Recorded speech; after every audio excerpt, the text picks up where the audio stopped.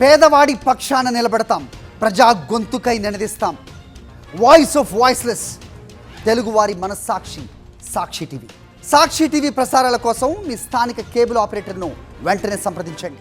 దేశంలో పలు బాంబు పేలుళ్లకు కారణమైన ఉగ్రవాదులు అన్నమయ్య జిల్లా రాయచోటిలో అరెస్ట్ కావడంతో ఏపీ పోలీసులు అప్రమత్తమయ్యారు. అల్ ఉమాకు చెందిన అబూబకర్ సిద్దికి, మన్సూర్ అలీ అనే ఉగ్రవాదులను తమిళనాడు పోలీసులు అదుపులోకి తీసుకున్నారు. మదురైలో అద్వానీ రథయాత్రలో పైప్ బాంబు కేసులో నిందితులుగా ఉన్న వీళ్ళు తమిళనాడులో పలు బాంబ్ బ్లాస్ట్ ఘటనలకు బాధ్యులుగా గుర్తించారు.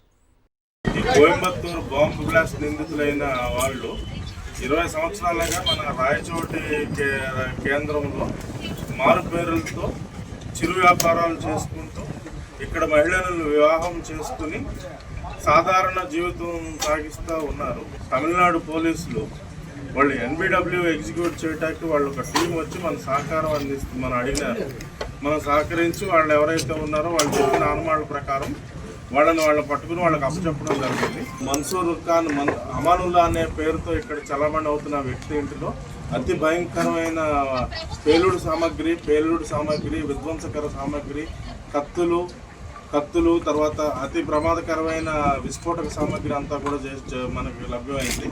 తర్వాత ఇంకో వ్యక్తి మన్సూర్ ఇంట్లో కూడా కొంత సామాగ్రి మనకు లభ్యమైంది.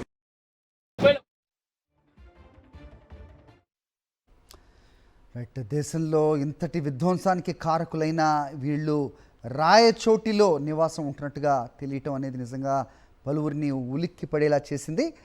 మరిన్ని అప్డేట్స్ మా కరెస్పాండెంట్ శ్రీనివాస్ని అడిగి తెలుసుకుందాం.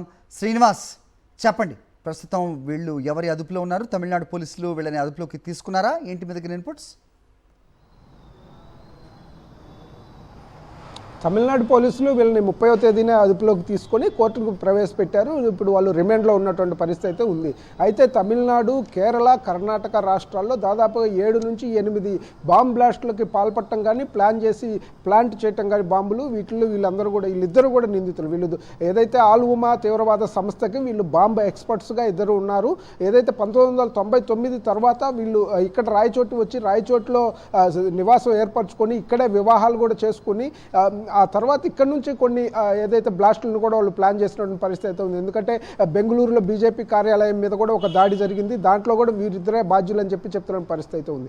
సో ఈ ఏదైతే గతంలో ఉన్నటువంటి అద్వానీ మదురైలో రథయాత్ర చేస్తుంటే 2011లో ఆ రథయాత్రలో ఒక పైప్ బాంబు పెట్టి బ్లాస్ట్ చేసినటువంటి పరిస్థితి అయితే ఉంది. ఇంకా 2-3 బాంబులు పెట్టి హత్యలు చేసినటువంటి పరిస్థితి అయితే ఉంది. ఇట్లా అనేకమైన కేసులు, ముఖ్యంగా చెన్నైలో ఉన్నటువంటి ఎగ్మోర్ పోలీస్ కమిషనరేట్తో పాటు కేరళలో కూడా 7 చోట్ల వరుస బాంబులు పెట్టి వాళ్ళు ప్లాన్ చేశారు. అయితే పోలీసులు దాన్ని చాకచక్యంగా నిర్వీర్యం చేయడంతో అప్పటికి ఆ ప్రమాదం తప్పినటువంటి పరిస్థితి ఉంది. సో ఇట్లాంటి పాత కేసులు వీళ్ళ మీద ఉన్నాయి. ఇప్పుడు కొత్తగా రాయచోట్లో వీళ్ళు తలదాచుకోవడంతో అసలు ఆంధ్రప్రదేశ్లో రాయచోటి ప్రాంతంలో వీళ్ళు యాక్టివిటీ ఏ విధంగా ఉందనేది పెద్ద పోలీసులు విచారణ చేస్తున్న పరిస్థితి ఉంది. కేంద్ర నిఘా వర్గాలు ఇచ్చినటువంటి సమాచారం మేరకు వాళ్ళిద్దరిని అదుపులోకి తీసుకున్నారు.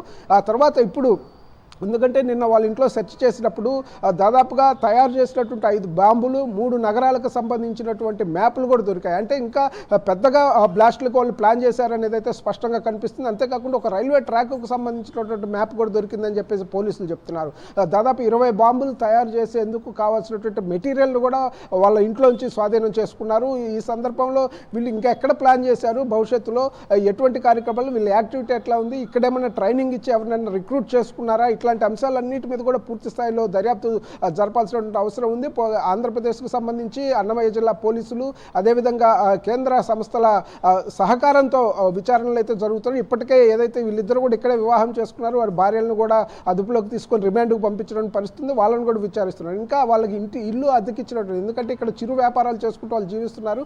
ఎవరు వీళ్ళు ఇక్కడ సపోర్ట్ చేశారు, ఇల్లు అద్దెకిచ్చింది కానీ, అదేవిధంగా ఇంకా ఎవరన్నా వీరి వెనక సపోర్ట్ ఉన్నటువంటి వ్యక్తులకి ఈ ఉగ్ర కార్యకలాపాలతో ఏమైనా సంబంధాలు ఉన్నాయా, ఇట్లాంటి అనేక అంశాలన్నింటినీ కూడా పూర్తి స్థాయిలో విచారణ జరపాల్సినటువంటి పరిస్థితి ఉంది. కాబట్టి వాళ్ళని కస్టడీ పిటిషన్ వేసి తమిళనాడు జైల్లో ఉన్నటువంటి వాళ్ళని ఆంధ్రప్రదేశ్ కూడా తీసుకొచ్చి తాము విచారిస్తామని కూడా పోలీసులు చెప్తున్న పరిస్థితి ఉంది. ఎందుకంటే కీలకమైన నగరాలు, 3 నగరాల మ్యాపులు దొరికాయి, ఒక రైల్వే ట్రాక్కు సంబంధించిన మ్యాప్ దొరికింది. కాబట్టి వీళ్ళు భారీగానే వేరే చోట్ల ప్లాన్ చేస్తున్నారు. ఇంకా యాక్టివ్గా 20 సంవత్సరాల నుంచి రాయచోట్లోనే వాళ్ళు నివాసం ఉంటున్నారు. ఈ 20 సంవత్సరాలుగా పలు బాంబ్ బ్లాస్టులకి ఇక్కడ నుంచే ప్లాన్ చేయటం కానీ, ఎగ్జిక్యూట్ చేయటం కానీ జరిగింది. సో భవిష్యత్తు భవిష్యత్తులో కూడా కొన్ని చేయబోతున్నారనేటువంటిది పక్కా ఆధారాలు దొరికాయి కాబట్టి ఆ దిశగా కూడా ఇప్పుడు ఏదైతే విచారణ కొనసాగుతుంది. రాయచోట్లో కూడా ఇంకా వీళ్ళ లింకులు ఎవరికైనా ట్రైనింగ్ ఇచ్చారా, వీళ్ళ లింకులు ఏ విధంగా ఉన్నాయనేది కూడా విచారణ చేస్తున్నారు. హరి రైట్ శ్రీనివాస్, అయితే తమిళనాడు పోలీసులు వీళ్ళని ఐడెంటిఫై చేశారు. ఇక్కడ ఉన్నారు అనేది ఎలా క్లూ లభించింది, వీళ్ళకి ఎలా జరిగింది మోడస్ ఆపరేండి? హరి, యాక్చువల్గా ఆ ఇంటెలిజెన్స్ బ్యూరో, కేంద్ర ప్రభుత్వానికి సంబంధించినటువంటి ఇంటెలిజెన్స్ బ్యూరో ఇచ్చినటువంటి సమాచారం మేరకు వీళ్ళు రాయచోట్లో ఉన్నట్టుగా ఒక సమాచారం అందించారు. అందించిన తర్వాత తమిళనాడులో తమిళనాడుకు చెందిన వ్యక్తులు వీళ్ళిద్దరు, ఒకరు మన్సూర్ అనే వ్యక్తి తిరునల్వేలికి, అదేవిధంగా అబూబకర్ సిద్దిక్ అనేటువంటి వ్యక్తి నాగూర్కు సంబంధించిన వాళ్ళు. వీళ్ళిద్దరు కూడా తమిళనాడులో బ్లాస్టులు చేసినటువంటి కేసులు ఉన్నాయి కాబట్టి తమిళనాడు యాంటీ టెర్రరిస్ట్ స్క్వాడ్కి సంబంధించినటువంటి టీంని అలర్ట్ చేశారు. వాళ్ళు ఇక్కడికి వచ్చి ఏపీ పోలీసుల సహకారం తీసుకుని వాళ్ళిద్దరిని కూడా అరెస్ట్ చేసి తీసుకెళ్ళటం, కోర్టులో ప్రవేశపెట్టడం, రిమాండ్ విధించడం కూడా జరిగింది. సో ఏదైతే సెంట్రల్ గవర్నమెంట్కు సంబంధించినటువంటి ఇంటెలిజెన్స్ బ్యూరో దీని మీద పూర్తి స్థాయిలో నిఘా పెట్టుంది. ఈ భవిష్యత్తులో కూడా వాళ్ళు ఎటువంటి కార్యక్రమాలు చేయబోతున్నారు, ఇప్పుడు జరుగుతున్న విచారణ కూడా వాళ్ళ సహకారంతోనే జరుగుతున్న పరిస్థితి అయితే స్పష్టంగా కనిపిస్తుంది. హరి రైట్, ఇన్నాళ్ళు వాళ్ళు సాధారణ జీవితం గడుపుతున్నారు, బట్టల దుకాణం పెట్టుకొని అని చెప్తున్నారు. స్థానికులు కానీ చుట్టుపక్కల వాళ్ళని ఏం చెప్తున్నారు, వాళ్ళ గురించి ఏమన్నా వాకప్ చేశారా, పోలీసులకు కానీ ఎవరికన్నా ఏదైనా ఇన్ఫర్మేషన్ ఇచ్చారా? ఎవరెవరు వీళ్ళని కలిసే వాళ్ళు అదైనా ఇన్ఫర్మేషన్ దొరికిందా? ఆ ఇన్ఫర్మేషన్ కూడా